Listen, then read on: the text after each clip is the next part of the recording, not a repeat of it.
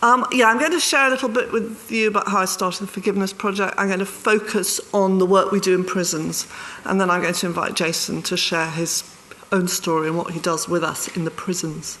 So my background's journalism. I spent many years as a journalist working for all sorts of magazines and newspapers, from The Guardian to Hello magazine. And it was 11 years ago, 12 years ago, it was around the time of the American and British invasion of Iraq. And it got me thinking, it got me impassioned, and I went on the march here in London. Some of you will remember, although a lot of you will be very small then. And I felt passionately that the more you slam down on something, the more people regroup and come back in a hardened way. And I thought, as a journalist, what can I do? The language at the time was all of the rhetoric of revenge. It was all about payback, tit-for-tat, retaliation. I thought, what can I do? I've got a small voice, I'm a journalist. So over a year, I started collecting stories. I was travelling anyway with a photographer who was a mate. And I said, let's just collect these stories. And they're all about forgiveness and reconciliation. Stories, for instance, of victims who'd met their offenders, parents who'd forgiven their children's killers, terrorists who'd used their aggression as a force for peace. I was lucky enough to meet the founder of the Body Shop, that chain of shops that you'll all know. She sadly died since. She was a social activist, and she said, these stories are really moving. They need to be seen. And she gave me funding to put it on as an exhibition in 2004, just up the road at the Otso Gallery.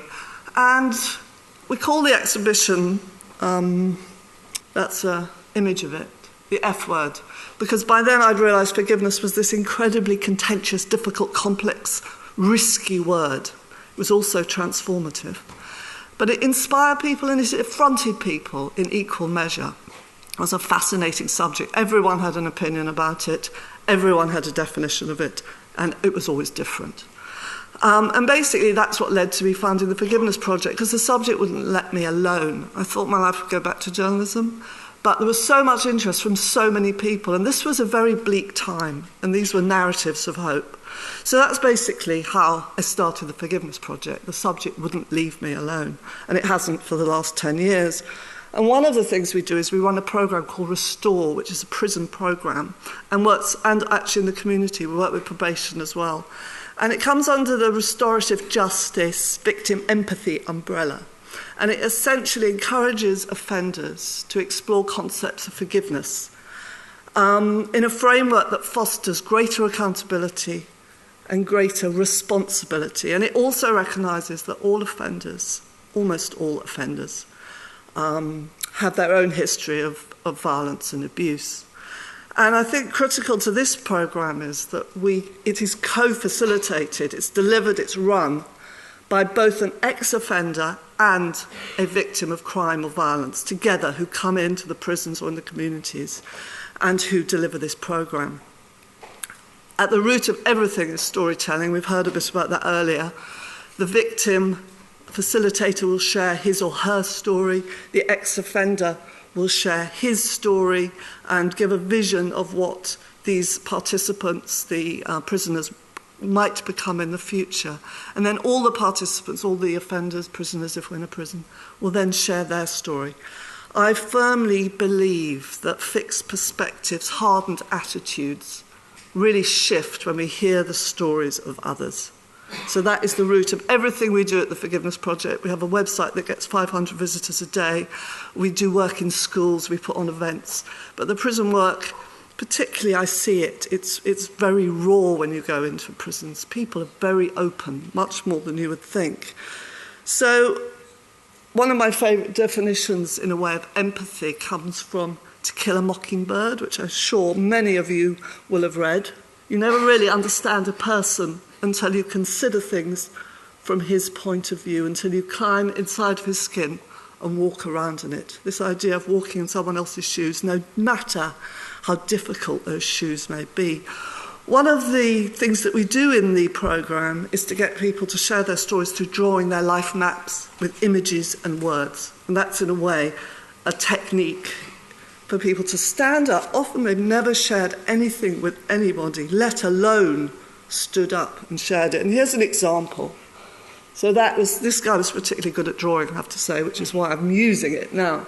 You can see very detailed information about his life. It really looks at and illuminates the unexamined parts of someone's lives, and people make real connections with each other when they share their stories. And here's a detail.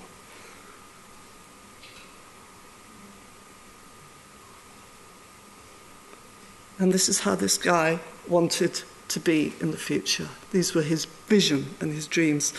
And here's just some examples of some of the victim facilitator storytellers that we come in. Mary Foley's daughter was murdered, and she brings in letters that she has written to the young woman who killed her 15-year-old daughter at a house party in East London. And that's very moving. And Mary talks about, I knew that if I didn't forgive, anger and bitterness would turn me into a person Charlotte, her daughter, would not have liked. And this is Barry and Margaret Mizzen. They come in and share their story. Their 16-year-old son was killed just a day after his birthday in a shop in South London. An unprovoked attack that was very violent and absolutely threw their lives into a state of hell. But right at the beginning, Margaret started talking about compassion and empathy for the mother of the boy who killed her son. And Margaret says, Jimmy's murder has done a lot of damage to this family, and I don't want it to do any more. So for her, compassion, empathy, forgiveness was a deliberate decision to turn the page, to change it, to stop the conflict there and then. And Shad Ali is another person who comes and shares his story with us. Shad was a victim of violent, racist attack. In hospital the next day, he woke up with his friends, family around him, who were hell-bent on revenge. They knew exactly who'd done it. They wanted to go out there and get even. And for some reason, Shad knew that was not the way forward. He lined himself up for forgiveness, for a journey towards forgiveness from that moment on.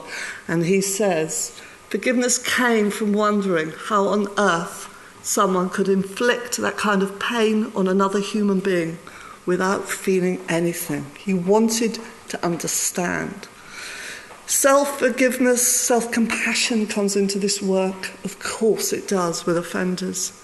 Often also forgiveness of family. So before I hand over to Jason, and with the young offenders that we work with, we often get them to write postcards that they can either send or keep.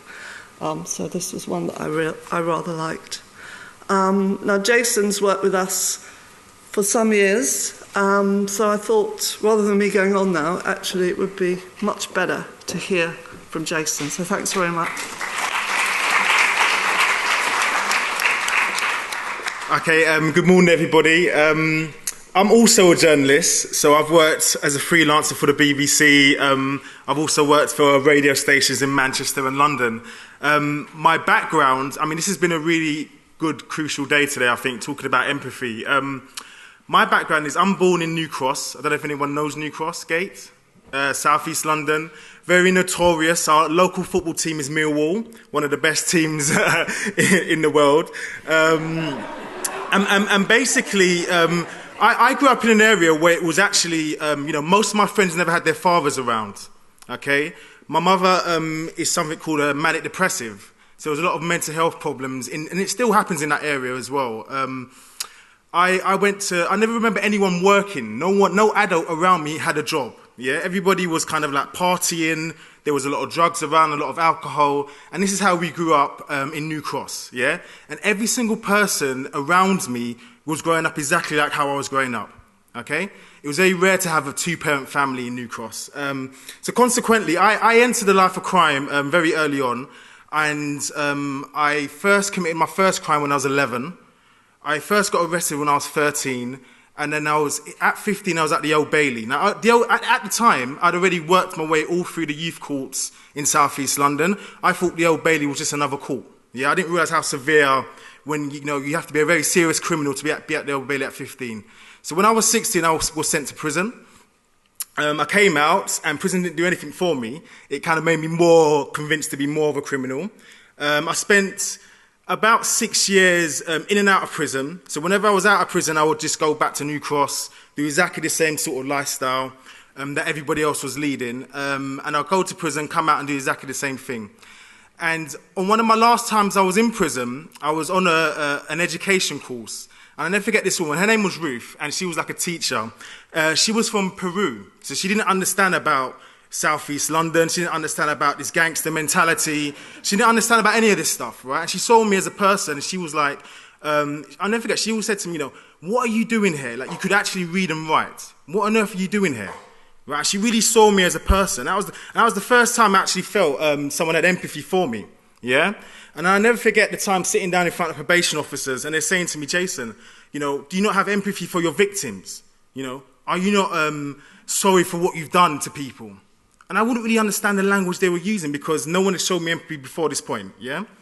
And from that point onwards, my whole life changed. I pursued education. Education is very important, yeah? And when I was at school, I got kicked out of school when I was 15. And even though I was essentially a bad person, I always understood the importance of reading and actually understanding language and stuff. It's very important education, I would say. Anyway, so I pursued on. I've got a degree now. I've got a master's degree. And as I said, I work as a journalist. And I try to turn my back on my past. Like, I don't share my past with everybody, yeah?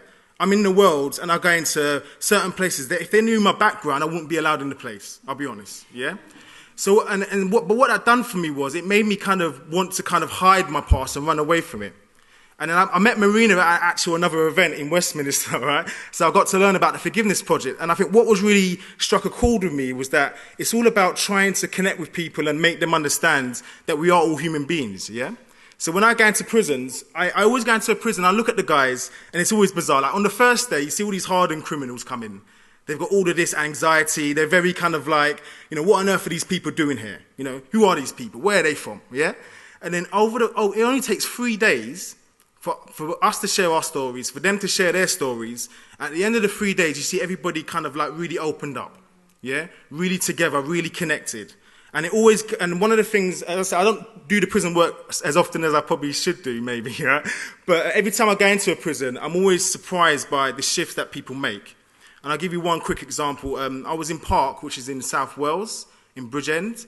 Now, we had this guy that came in, and he was a life sentence person. So he's in jail for murder, yeah? And he came into the room, and he had a T-shirt on, and it had like hate written on his T-shirt, right? Very shut down, angry person, yeah? And as soon as I saw him, I was like, wow, this person, he had really, really lovely eyes, right? And there was something about his eyes that I saw, and I saw, wow, this person is a really lovely person, yeah? Anyway, over the course of the time, we've got him to actually share his story, and you actually understand why he committed the murder he committed. You understand why, and it's because he was shut down. He never had no love in his world, yeah? So one of the things I think is really, if you have to take anything away from today, try not to judge people. Even that bad person that you may know, who is a criminal, who may, rob you or steal from you, whatever. Just try and look at where they're actually coming from, yeah? Because we can all make our difference in the world. Thanks.